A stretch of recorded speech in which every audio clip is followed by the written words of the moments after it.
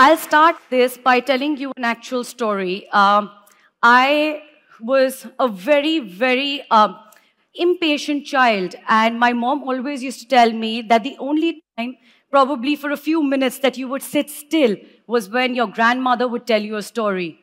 And I think those stories have had a massive impact on my life, and that's where my journey started. But it wasn't actually until I was 12 years old that that in my school, my English teacher gave us all in class an assignment where we had to write an essay about what I wanted to become when I was 21 and then share that in front of an entire audience just like this today. So for a 12-year-old, obviously it was very intimidating. But for me as a child, I was always very fascinated with fashion and all the glitz and glamour that went around becoming a supermodel. That's something that we as kids have always, we look forward to and we enjoy the glamour. So that's what I actually wrote about. And this nervous 12-year-old me went onto stage in front of a mic, and I was super nervous and anxious, but I saw everybody, and I saw all my classmates were a little distracted. But I just let that all go. I took a deep breath, and this is how I started my speech. Miss World 2014 is Ankita Bakshi, Miss India. And I think I took a little pause, and everybody started to clap just the way you did, and people started paying attention to what I had to say. That was the moment that I realized that what the power of narrative was. And that moment also changed my life because I decided I actually wanted to become a storyteller instead. So now what I want all of you to do is to think about that one story that has had a profound impact on your lives, something that maybe has motivated you or probably helped you change your mindset. I'll give you like a second for that. So I'm sure you all have had that one example, but let's think about it from a point of view where we see that the way we actually used to tell stories has changed and has drastically changed. What you see right now is actually a traditional way of telling a story, a traditional storytelling arc, and this is my storytelling arc, which started 6 years ago when I actually joined the BBC. So within a few months of me being in the company, no, actually it was the first month of me being in the company that I was asked to work on this extremely detailed it was this extremely detailed content deck, and it was just in a few hours. So as storytellers, you know, we want to I want to put our best foot forward. So I asked for a little more time, but as usual and as expected, it was pretty much shot down. Because I was told that storytelling can be done at leisure, but sales pitches need to be done on a deadline. So my colleague, who was rather direct, demanding, and upfront with me, obviously that didn't go too well, and we ended up into a massive argument. I was so upset with him that I ran up to my boss like this little child and went and complained about him. Even though I did submit the presentation within the deadline, and I did that. We won the pitch as well. But 5 years later, I call that demanding colleague of mine my husband. But when all of this happened, you know what I realized? That this traditional way of telling a story actually doesn't work anymore. Why? Because there was nobody who was actually there to actually witness the climax, and they fell pretty much on their face right at this point. So why is something like this even happening? That is, and a part of that problem is only that people are overwhelmed by the sheer volume of content that you have on your phones at this stage, right?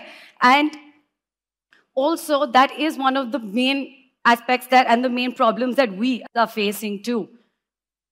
And honestly, tools like ChatGPT do not make our lives any simpler. This is a fact that in 2022, there were 3 billion users who consumed 100 minutes of online video content. On an average, or about 10 to 20 hours per week. So not only do we demand more stories, We demand them at our own time and at our favorite place. We want to actually see stories during a lunch break, on our ride to work, or even within those 2 minutes that we all get during a Zoom call. After all, humans have been telling emotive stories and using emotions in a single sentence or even in an image since stories began.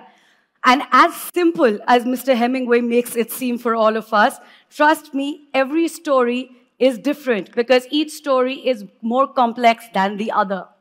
So now that we've actually understood why there is a need to change the way we tell a story, how do we actually get everybody glued onto what we're trying to say? So this is one of my favorite images.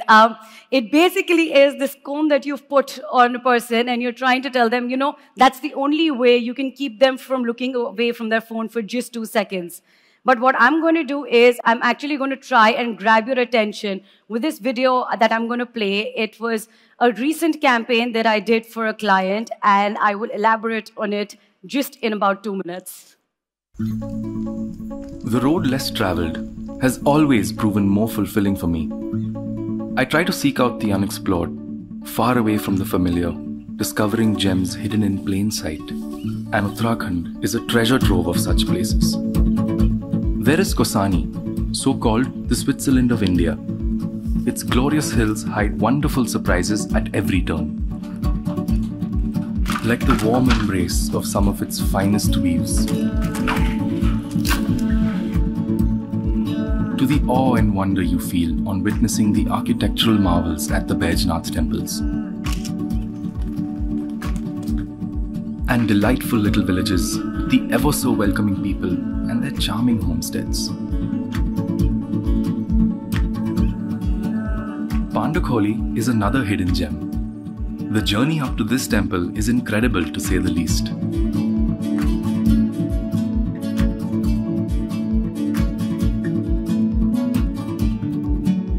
Then you have the untouched haven of Mukteshwar, with stunning vistas and impeccable night skies. It's perfect for capturing an ocean of stars. Or the serene hamlet of Abbot Mount, a century-old retreat. The windows here open out to the splendid Shivalik Valley.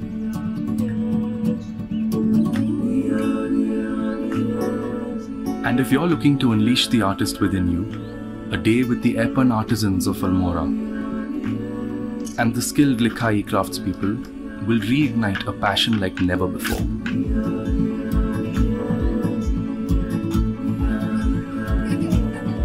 My quest to discover the eternal bounties of this paradise goes on. Find your paradise in Uttarakhand for all seasons. Thank you so much. I did get everyone's attention, and there are 4 key things that I'm going to break down to just tell you what made this story as memorable as it was for all of us, and also the fact that it gave us incredible results when we did a poster val for our campaign as well. So the first being that you need an impactful beginning. Gone are the days where you would start with a mysterious big opening. What you want is to grab that audience's attention in those first few seconds. We set up the context right in the beginning. We got the momentum going, and we also told our audiences what the location is so that they know what they're actually going to see and what the place we're going to be talking about. Secondly is emotional resonance. Honestly, if you're selling a product or you're trying to track brand awareness, emotion is what is going to lead to retention. And in this video, for me, what emotionally grabbed my attention was the warmth, the loving embrace of these locals for our traveler. Third being that you need to get your audiences involved. If the audience doesn't feel involved in the kind of content that you're curating, it's not going to have the right kind of impact. So what did we try to do here? We spoke to them in a first-person account. We took them on the journey from the get-go. And lastly, which according to me is extremely important, is authentic voices. Authentic voices, especially in a time where there is so much misinformation. And that's why we actually chose 4 travelers, because it's a series of 4 videos, and we used real travelers from all across India, and we tried to capture their travel and their account. So that's what honestly is what these are the 4 key aspects that make a video or any kind of content that you create memorable, right? I know that I've been talking for about 10 minutes, and what you've heard till now and what you must have gauged, that I've been constantly saying, humans are emotional. Emotions are powerful, and emotions are good.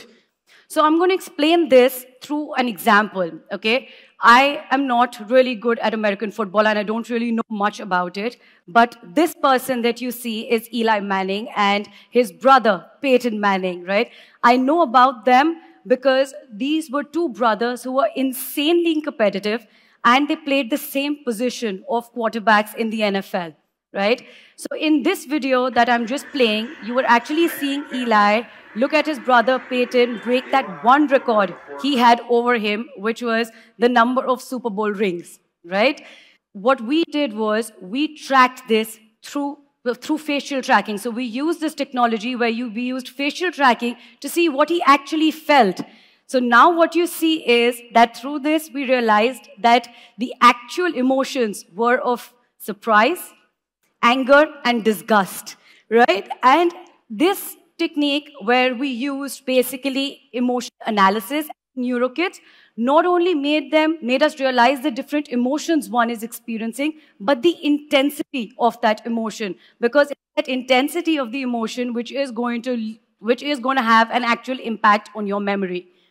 So what have we learned from this? Surprise, surprise, that emotions are a key for retention, a key for memory, right? And you know what? It's actually the intensity of that emotion. You could scare people stupid. You could make them feel miserable. You could excite them or you could inspire them. But it is the intensity of that emotion rather than the nature of that emotion that is going to determine the memory. And that is what is key. Trust me when I say this, and it comes from the bottom of my heart, that each one of you has the power of becoming a storyteller, because your experiences can actually make a change in this world. So be brave, but be wise. Tell stories that matter, even if you feel that they're scary. And do it from the moment they land on your story, because that is the difference between remembered or forgotten. So before I end, I actually want to share one of my favorite quotes by Mark Twain, which says that I didn't have time to write a short letter, so I wrote a long one instead. What Mr. Twain is trying to say here is that the power resides in the words, right? You need to not lose out on an opportunity to make a story or to be a part of one. Today is a story for me. You are a part of mine, and I thank you all for being a part of it.